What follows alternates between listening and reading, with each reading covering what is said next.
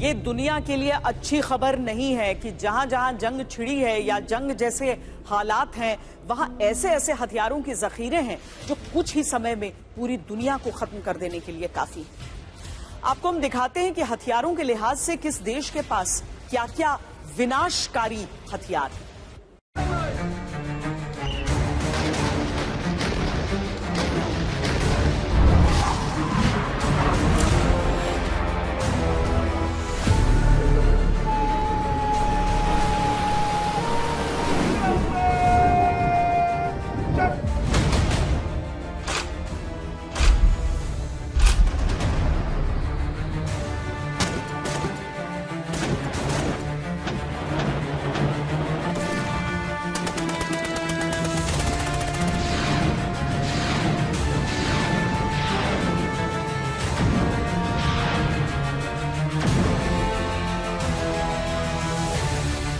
शुरुआत करते हैं भारत से।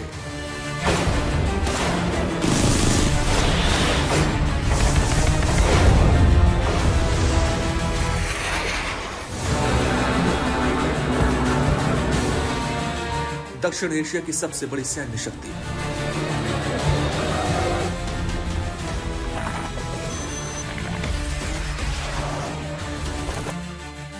भारत के पास 180 से ज्यादा परमाणु हथियार हैं। अग्नि सीरीज की मिसाइलें 5000 किलोमीटर तक मार करने में सक्षम हैं। ब्रह्मोस जैसी सुपरसोनिक क्रूज मिसाइलें और एयरक्राफ्ट कैरियर INS विक्रांत जैसी नौसैनिक शक्ति इसे दुनिया के चुनिंदा शक्तिशाली देशों में शुमार करती है।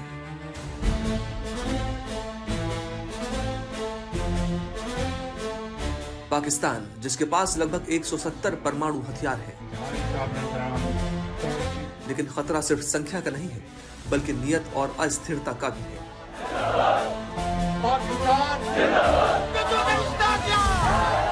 आतंकी संगठनों की घुसपैठ और आंतरिक अस्थिरता के चलते ये जखीरा पूरी दुनिया के लिए चिंता का विषय बना हुआ है। और पहलगाम हमले के बाद तो पाकिस्तानी फौज, सरकार और आतंकियों की साठगांठ दुनिया के सामने है।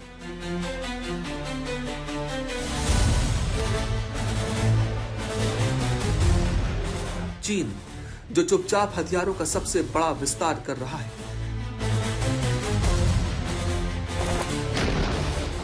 चीन के पास 600 से ज्यादा परमाणु हथियार हैं।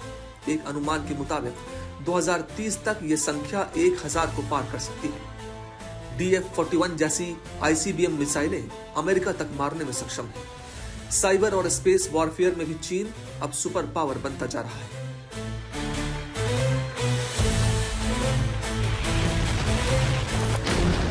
उत्तर कोरिया के पास 2024 तक करीब 50 परमाणु हथियार हैं। उसके पास बैलिस्टिक मिसाइलों का बड़ा जखीरा है जो परमाणु हथियार ले जाने में सक्षम है। इसके अलावा माना जाता है कि नॉर्थ कोरिया ने रासायनिक और जैविक हथियारों का भी बड़ा भंडार जमा कर रखा है। अब बात उन क्षेत्रों की जहां जंग चल रही है। रूस के पास दुनिया का सबसे बड़ा परमाणु जखीरा है। रूस के पास कुल 5449 परमाणु हथियार हैं।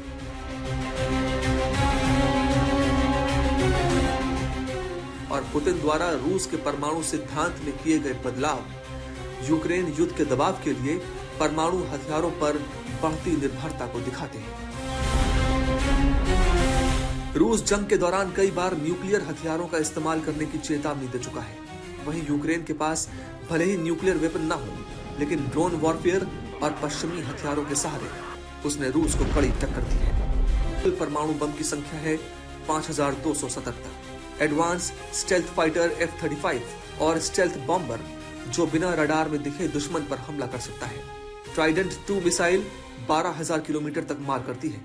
MQ-9 रीपर ड्रोन और एयरक्राफ्ट कैरियर जैसे हथियार अमेरिका को दुनिया की सबसे। इजराइल, एक छोटा लेकिन घातक देश, इसके पास अनुमानित 80 से 90 परमाणु हथियार हैं और आयरन डोम, डेविड स्लिंग और एरो जैसी मिसाइल डिफेंस सिस्टम दुनिया की सबसे उन्नत तकनीक मानी जाती है। इजराइल में जब हमास या दूसरे देशों से रॉकेट दागे जाते हैं तो जवाब में इजराइल की तबाही बरसाने वाली क्षमता सामने आती है।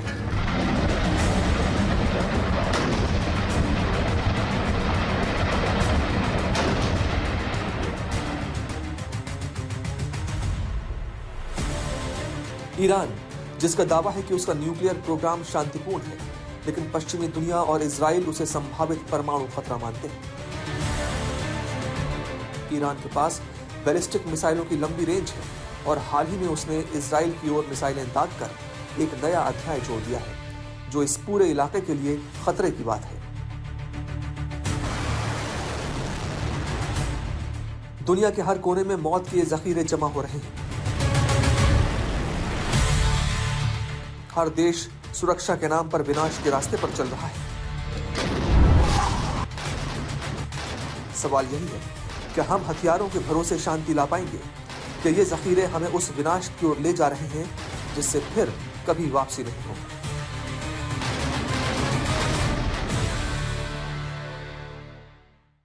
तीसरा विश्व युद्ध छिड़ा तो उससे कोई देश अछूता नहीं रह पाएगा। हर देश की नीतियों पर असर पड़ेगा, रणनीतियों पर असर पड़ेगा। अगर वाकई थर्ड वर्ल्ड वॉर छिड़ता है तो दुनिया किस खेमे में बंट जाएगी, वो आपको हम बताते हैं।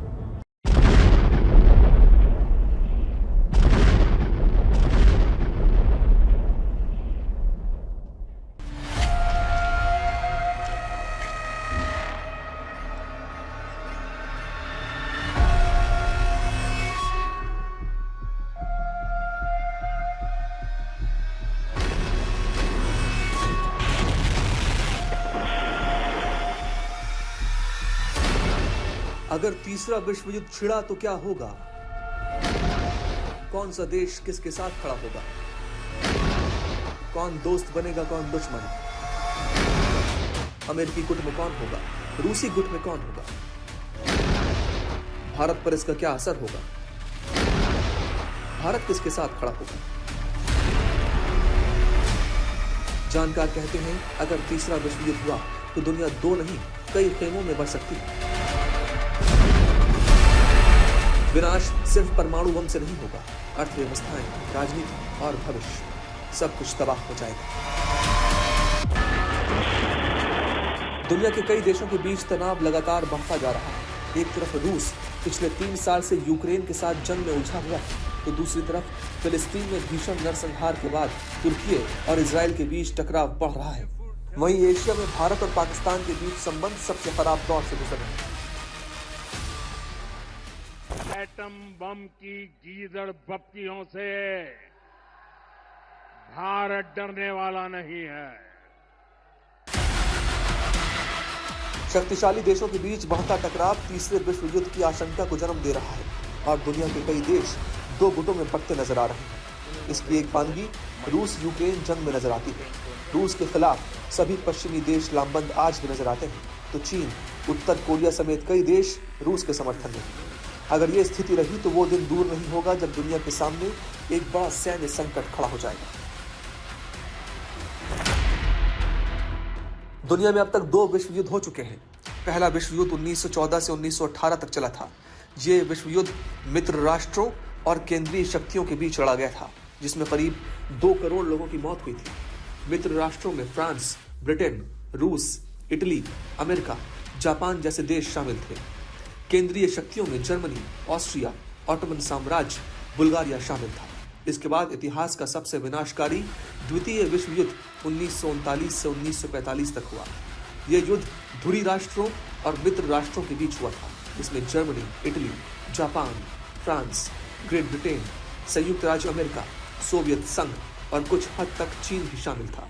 इस विश्व युद्ध में दुनिया भर में करीब 70 से 85 मिलियन मौतों का अनुमान लगाया गया था। यूनाइटेड स्टेट्स ऑफ अमेरिका के राष्ट्रपति डोनाल्ड ट्रंप ने एक वेस्ट पॉइंट्स में दिए गए अपने एक संबोधन के दौरान इस बात को कहा है और इस बात को दोहराया है कि राष्ट्रपति बराक ओबामा के कार्यकाल के दौरान रशिया ने यूनाइटेड स्टेट्स ऑफ अमेरिका की जो हाइपरसोनिक मिसाइल की जो तकनीक है वो चुराई। क्या सबूत हैं कि ऐसे मिसाइल टेक्नोलॉजी की, हाइपरसोनिक मिसाइल टेक्नोलॉजी की चोरी की गई? इसके बारे में अभी ट्रंप प्रशासन को खुलासा करना है, लेकिन इसमें कोई दो राय नहीं है कि राष्ट्रपति ट्रंप अपने इसी तरीके के प्रखर बयानों की वजह से और अपनी आलोचनाओं की वजह से पूरे अमेरिका के अंदर भी और विश्व राजनीति में भी एक चर्चा के केंद्र में रहते हैं और उन्होंने जाहिर है कि फिर से एक बार जिस तरीके से रशिया के ऊपर आरोप लगाए हैं कि उसने हाइपरसोनिक मिसाइल टेक्नोलॉजी अमेरिका से चुराई है, वो भी इसी तरीके का एक बयान है जो कि अवश्य अंतर्राष्ट्रीय समुदाय में एक कौतूहल पैदा करता है। अगर मौजूदा हालात को देखें तो दुनिया तेजी से तीसरे विश्व युद्ध की तरफ बढ़ रही है। दुनिया की शक्ति समय में अमेरिका दुनिया का सबसे ताकतवर देश है और वो रूस और चीन को अपना प्रतिद्वंदी मानता है। वहीं अमेरिका के साथ यूरोपीय देश भी इस जंग में शामिल हो सकते हैं। इसके अलावा नेटो कंट्रीज भी अमेरिका का साथ दे सकते हैं। वहीं दूसरे गुट में रूस, चीन, उत्तर कोरिया और अरब देश शामिल हो सकते हैं। तो मुझे लगता है एक बड़ा कैंप जो बन गया है अमेरिका के खिलाफ, उसके अंदर चीन है, उसमें रूस है, उसमें टर्की है, अब उसमें क्या ईरान जैसे देश भी आएंगे, पाकिस्तान है उसमें। तो ये एक बड़ा ब्लॉक बन रहा है। और दूसरी तरफ जो ब्लॉक है वो यूएस लेड ब्लॉक होगा, अमेरिका के द्वारा नेतृत्व वाला, जिसमें यूरोप के कुछ देश हो सकते हैं।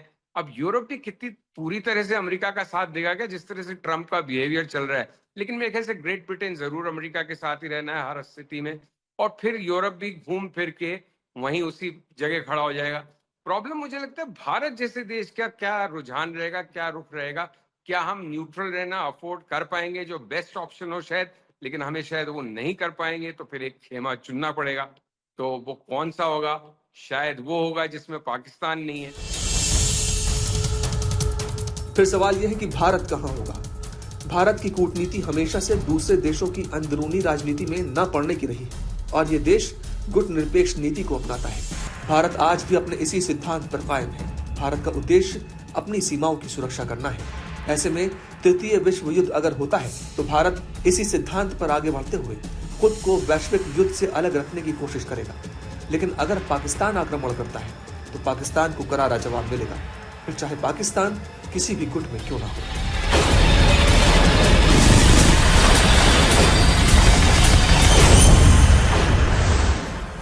यूक्रेन के साथ लड़ते लड़ते रूस का सब्र जवाब देने लगा।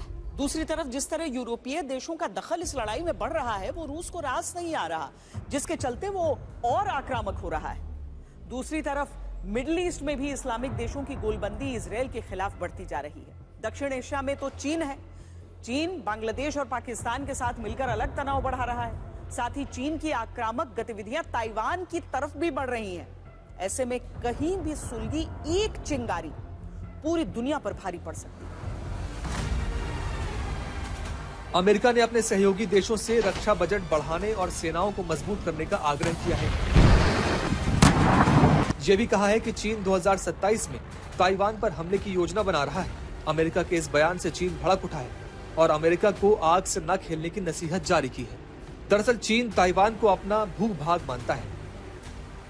ताइवान पर बलपूर्वक कब्जे का प्रस्ताव चीन की सत्तारूढ़ कम्युनिस्ट पार्टी पारित कर चुकी है। ताइवान में लोकतांत्रिक सरकार है और वहां चीन से बिल्कुल अलग राजनीतिक व्यवस्था है। ताइवान पर चीन की घेराबंदी किसी से छुपी नहीं है। लेकिन अब जिस तरह अमेरिका और चीन ताइवान के मुद्दे पर आक्रामक रुख अख्तियार करते जा रहे हैं, वो भविष्य में दो महाशक्तियों के बीच बड़ी जंग में बदल सकता है।